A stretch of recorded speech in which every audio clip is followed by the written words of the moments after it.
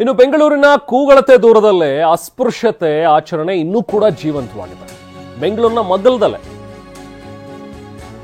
ಇಲ್ಲಿನ ಒಂದು ಗ್ರಾಮದ ದೇವಸ್ಥಾನಕ್ಕೆ ದಲಿತರಿಗೆ ಬರದೇ ಇರೋ ರೀತಿಯಲ್ಲಿ ನಿರ್ಬಂಧ ಹೇರಿದ್ದಾರೆ. ಇದು ದೊಡ್ಡಬಳ್ಳಾಪುರ ತಾಲೂಕು ಗುಳ್ಯ ಗ್ರಾಮದಲ್ಲಿ ಇರುವಂತಹ ಅನಿಷ್ಟ ಪದ್ಧತಿ. ದೇವಸ್ಥಾನಕ್ಕೆ ಪ್ರವೇಶ ಕೊಡ್ತಾ ಇಲ್ಲ ಅಂತ ಹೇಳಿ ಒಬ್ಬ ಮಹಿಳೆ ದೂರು ಕೂಡ ಕೊಟ್ಟಿದ್ದಾರೆ. ಬೆಂಗಳೂರಿನ ಕೂಗಳತೆ ದೂರದಲ್ಲಿರುವಂತಹ ಪ್ರದೇಶ.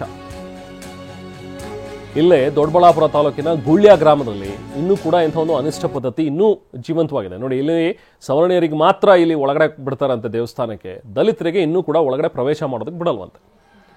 ಸೊ ಯಾಕೆ ನಮಗೆ ಪ್ರವೇಶ ಮಾಡೋದಕ್ಕೆ ಬಿಡ್ತಾ ಇಲ್ಲ ಅಂತ ಹೇಳಿ ಈಗ ಮಹಿಳೆಯೊಬ್ಬರು ಅಲ್ಲಿಗೆ ಕೇಳಿದ್ದಾರೆ. ದೂರು ಕೂಡ ದಾಖಲಾಗಿದೆ. ಯಾವಾಗ ಮಹಿಳೆ ದೂರು ಕೊಟ್ಟರೋ ತಕ್ಷಣಕ್ಕೆ ಅಧಿಕಾರಿಗಳು ಎಚ್ಚೆತ್ತುಕೊಂಡ್ರು. ತಕ್ಷಣಕ್ಕೆ ಅಲ್ಲಿ ಹೋಗಿ ಭೇಟಿ ಕೊಟ್ಟಿದ್ದಾರೆ.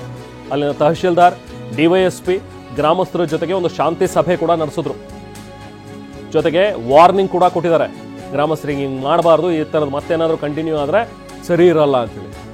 ಸೊ ನೆಕ್ಸ್ಟ್ ಕೊನೆಗೂ ಈಗ ದೇವಸ್ಥಾನಕ್ಕೆ ಪ್ರವೇಶ ಕೊಟ್ಟಿದ್ದಾರೆ ದಲಿತ ಮಹಿಳೆಗೆ.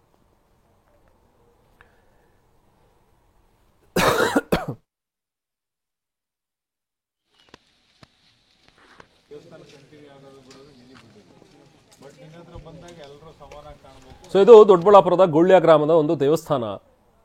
ಯಾವುದೋ ಒಂದು ಕಾಲ ಇತ್ತು ಮುಂಚೆ ಹೀಗೆಲ್ಲ ಮಾಡ್ತಾ ಇದ್ರು. ಅವಾಗ ಅಸ್ಪೃಶ್ಯತೆ ತಾಂಡವವಾಡ್ತಾ ಇತ್ತು, ಒಳಗೆ ಬಿಡಲ್ಲ, ಹಾಗೆ ಹೀಗೆ ಅಂತ ಹೇಳಿ ಎಲ್ಲ ತುಂಬಾ ಅನಿಷ್ಟ ಪದ್ಧತಿಗಳು ಜಾರಿಯಲ್ಲಿತ್ತು. ಬಟ್ ಅದಾದ ನಂತರ ಕಾಲ ನಂತರ ಎಲ್ಲವೂ ಬದಲಾಯಿತು. ಎಲ್ಲರೂ ವಿವೇಚನೆ ಬಂತು. ಎಲ್ಲರೂ ಯೋಚಿಸ್ತಾರೆ, ಇಲ್ಲ ಆ ಥರದ್ದು ಮಾಡೋದು ಸರಿಯಲ್ಲ, ದೇವಸ್ಥಾನ ಅಂತ ಹೇಳಿದ್ಮೇಲೆ ದೇವರು ಎಲ್ರಿಗೂ ಒಂದೇ, ಸೊ ಎಲ್ಲರೂ ಕೂಡ ಬರಬಹುದು ಅಂತೇಳಿ. ಬಟ್ ಇಲ್ಲಿ ಇನ್ನೂ ಕೂಡ ಪದ್ಧತಿ ಜೀವಂತವಾಗಿರುವಂಥದ್ದು ನಿಜಕ್ಕೂ ಆಶ್ಚರ್ಯ ಮತ್ತು ದುರದೃಷ್ಟಕರ. ಅಲ್ಲಿನ ಸ್ಥಳೀಯರು ಕೆಲವರು ಮಾತಾಡಿದ್ದಾರೆ, ನೋಡೋಣ. ಪೂಜಾರಿ ಏನ್ ಹೇಳಿದಾನೆ ಎಂಬ ಪೂಜೆಗೆ ಹೋದಾಗ ಪೂಜೆ ಸಾಮಾನ್ ಮೇಲೆ ನೀರ್ ಹಾಕ್ಬಿಟ್ಟು ದೂರ ಇಟ್ಕೊಳ್ರಿ, ನೀವು ಪೂಜೆ ಸಾಮಾನು ಹತ್ರ ಒಳಗಡೆ ತರಬೇಡ್ರಿ ಅಂತ ಹೇಳ್ಬಿಟ್ಟು ಪೂಜೆ ಸಾಮಾನು ಎತ್ಕೊಂತಿರ್ಲಿಲ್ಲ, ನೀರ್ ಹಾಕ್ಬಿಟ್ಟು ಎತ್ಕೊಂಡು ಹೋಗ್ತಿದ್ದಂತೆ. ಇದು ನಾವು ಅಲ್ಲಿ ನೋಡ್ತಾ ಇದ್ರೆ ಗಮನಿಸಿದ್ರೆ ಏನ್ ಕಾಣಿಸ್ತದೆ ಅಂತಂದ್ರೆ ಅಲ್ಲಿ ಅಸ್ಪೃಶ್ಯತೆ ತಾಂಡವಾಡ್ತಿದೆ, ಜಾತಿಲಿಂದನೇ ಇದೆ ಅನ್ನೋದು ತಾಂಡವಾಡ್ತಿದೆ. ಅವ್ನು 2-3 ಸಾರಿ ಹೇಳಿದ್ದಾನೆ ಪೂಜಾರಿ, ನೀವ್ಯಾರು ಒಳಗಡೆ ಬರಂಗಿಲ್ಲ ಅನ್ನೋ ಮಾತನ್ನ ಅಲ್ಲಿ ಹೇಳಿದ್ದಾನೆ. ಆ ಎಮ್ಮನ್ನು ಮನನೊಂದು ಇದು ಬೇಸ್ ಹತ್ಕೊಂಡು ಆ ಎಮ್ಮ ಈ ತರ ಹೋಗಿ ಕಂಪ್ಲೇಂಟ್ ಕೊಟ್ಟಿರೋದು, ಬೇರೆ ಸುಮ್ನೆ ಕಂಪ್ಲೇಂಟ್ ಕೊಡಲ್ಲ.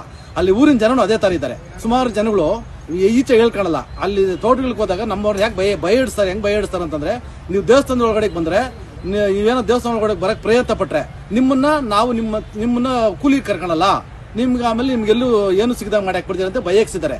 ಅಲ್ಲಿ ಕೆಲವರು ಬೇಜಾನ್ ಜನ ಅಮಾಯಕರಿದ್ದಾರೆ. ಈಗಲೂ ಸುಮಾರು ಒಂದು 50 ವರ್ಷ ಮೇಲ್ಪಟ್ಟಂತ ಹೆಣ್ಣು ಮಕ್ಕಳಿದ್ದಾರೆ. ಅವ್ರ ತೋಟಗಳು ಕೂಲಿ ಹೋಗ್ತಾರೆ, ಬಿಡ್ಸೋದಕ್ಕೆ ಬಿಡ್ಸಕ್ ಹೋದಾಗ ಅಲ್ಲಿ ಭಯಕ್ಸ್ತಾರೆ. ಅವ್ರಿಗೆ ಭಯದ ವಾತಾವರಣ ಸೃಷ್ಟಿ ಮಾಡಿ